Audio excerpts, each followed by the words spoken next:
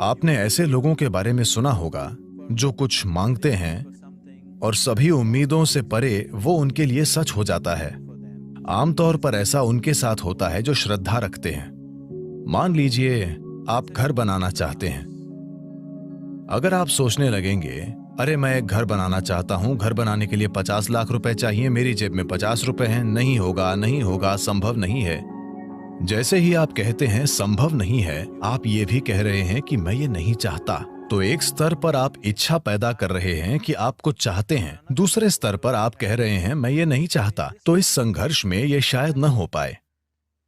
कोई इंसान जो किसी भगवान या मंदिर में या जिसमें भी श्रद्धा रखता है, जो सरल मन वाला है, श्रद्धा सिर्फ उन लोगों के लिए काम करती है जो सरल मन वाले हैं। सोचने वाले लोग जो बहुत अधिक सोचते हैं, उनके लिए ये कभी काम नहीं करती। एक छोटे बच्चे जैसा इंसान जिसे अपने ईश्वर या अपने मंदिर में या जिसमें भी एक सरल श्रद्धा है, वो मंदिर में जाकर कहता है, शिव जी मुझे एक घर चाहिए, मुझे नहीं पता कैसे, पर आपको ये करना होगा। अब उसके मन में कोई उल्टे विचार नहीं है, क्या ऐसा होगा, क्या ऐसा नहीं होगा, क्या यह संभव है, क्या यह असंभव नहीं है। श्रद्धा के सरल काम द्वारा इन चीजों को पूरी तरह से हटा दिया जाता है। अब उसे श्रद्धा है कि शिव उसके लिए ये करेंगे और ऐसा होगा। तो क्या शिव खुद आकर आपका घर बनाएंगे? नहीं। मैं चाहता हूं कि आप समझें, ईश्वर आपके लिए छोटी उंगली भी नहीं उठाएंगे। जिसे आप ईश्वर कहते हैं वो सृष्टि का स्रोत है। एक निर्माता के रूप में उन्होंने जबरदस्त काम किया है, कोई प्रश्न नहीं है। आप इससे बेहतर सृष्टि सोच सकते हैं? अभी जो भी है उससे बेहतर सृष्टि की क्या कोई कल्पना कर सकता है? तो एक निर्माता के रूप में उन्होंने बेहतरीन काम किया है। पर अगर आप चाहते हैं कि जीवन आपके हिसाब से चले, क्योंकि अभी आपकी खुशी और आपकी खुशहाली की बुनियाद ये है, अगर आप दुखी हैं तो सिर्फ और सिर्फ इसलिए आप दुखी हैं कि जीवन वैसे नहीं चल रहा जैसे आप चाहते हैं। बस यही बात है। तो अगर जीवन आपके हिसाब से नहीं चलता तो आप दुखी होते हैं। अगर जीवन आपके हिसाब से चलता है तो आप खुश होते हैं। ये इतना सरल है। तो अगर जीवन को आपके हिसाब से चलना चाहिए तो सबसे पहले आप कैसे सोचते हैं, आपकी सोच में कितना फोकस है, आपके विचार में कितनी स्थिरता है और विचार प्रक्रिया में कितनी ऊर्जा है, इससे तय होगा कि क्या आपका विचार एक सच्चाई बनेगा या सिर्फ एक विचार रहेगा। ये इससे भी तय होगा कि आप उल्टे विचार बनाकर उस विचार के लिए रुकावट नहीं पैदा करते। Is something possible or not possible? Is destroying humanity. क्या ये हो सकता है या नहीं, ये मानवता को नष्ट कर रहा है। क्या संभव है और क्या असंभव, ये देखना आपका नहीं, प्रकृति का काम है। आपका काम है मनचाही चीज पाने के लिए मेहनत करना। अभी आप यहाँ बैठे हैं। अगर मैं आपसे 2 सरल प्रश्न पूछूं, मैं चाहता हूं कि आप बस सुने और उत्तर दें। आप जहां बैठे हैं क्या वहां से उड़ सकते हैं? आप कहेंगे नहीं। क्या आप यहां से उठकर चल सकते हैं? आप कहेंगे हां। इसका आधार क्या है कि आप उड़ने के लिए नहीं और चलने के लिए हां कहते हैं? आधार है जीवन का अनुभव। कई बार आप उठकर चले हैं, कभी उड़ान नहीं भरी। या दूसरे शब्दों में, आप जीवन के पिछले अनुभव को आधार बनाकर यह तय कर रहे हैं कि कुछ संभव है या नहीं। या दूसरे शब्दों में, आपने तय किया है कि अब तक जो नहीं हुआ वो भविष्य में आपके जीवन में नहीं हो सकता है। ये मानवता और मानवीय भावना का अपमान है। इस धरती पर जो अब तक नहीं हुआ वो कल हो सकता है।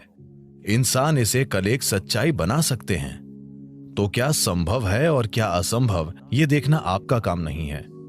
ये प्रकृति का काम है। प्रकृति तय करेगी। आप बस देखिए कि आप वाकई क्या चाहते हैं और उसके लिए मेहनत कीजिए। और अगर आपका विचार एक शक्तिशाली तरीके से तैयार होता है, बिना किसी उल्टे विचारों के, कोई ऐसे उल्टे विचार न हो जिनसे विचार प्रक्रिया की तीव्रता कम हो जाए। सबसे पहली और महत्वपूर्ण बात यह है कि आपको स्पष्ट पता होना चाहिए कि आप वाकई क्या चाहते हैं। अगर आप नहीं जानते कि आप क्या चाहते हैं तो उसे बनाने का सवाल ही नहीं उठता। अगर आप ये देखें कि आप वाकई क्या चाहते हैं, तो हर इंसान यही चाहता है। वो खुशी से जीना चाहता है, वो शांति से जीना चाहता है। In terms of its relationships, वो चाहता है कि उसके रिश्ते प्यार भरे हों, या दूसरे शब्दों में कहें तो कोई भी इंसान यही चाहता है कि वो अपने भीतर सुखी हो और उसके चारों ओर सुख हो।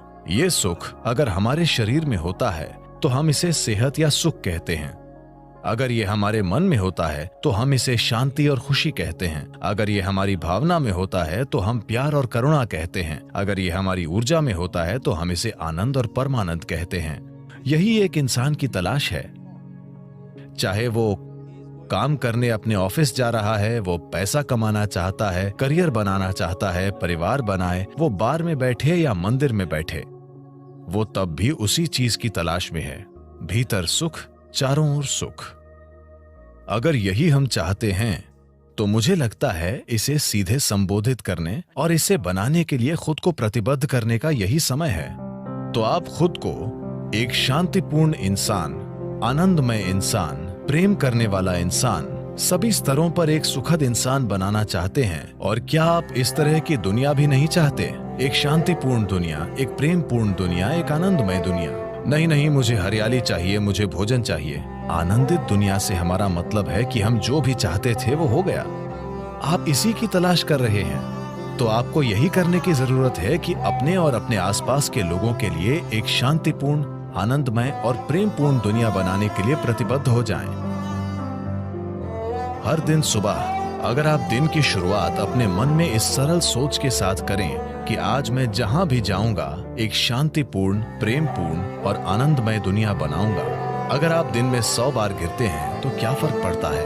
एक प्रतिबद्ध आदमी के लिए विफलता जैसा कुछ नहीं होता। अगर वो 100 बार गिरता है तो 100 सबक सीखने को मिलते हैं।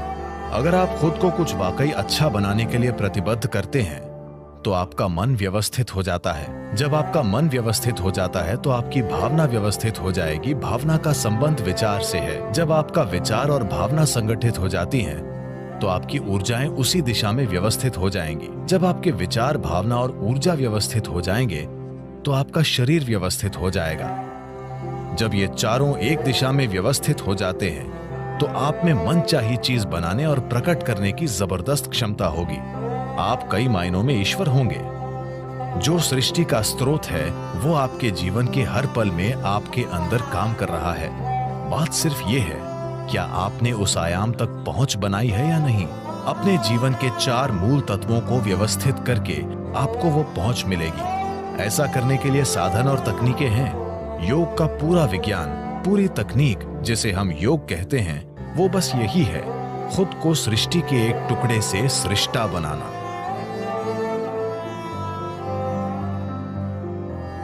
ये मेरी इच्छा और मेरा आशीर्वाद है कि दुनिया में हर इंसान को अपने भीतर सृजन के स्रोत तक पहुंच हो, ताकि वो रचनाकार की तरह यहां काम कर सके, न कि सिर्फ एक रचना के रूप में।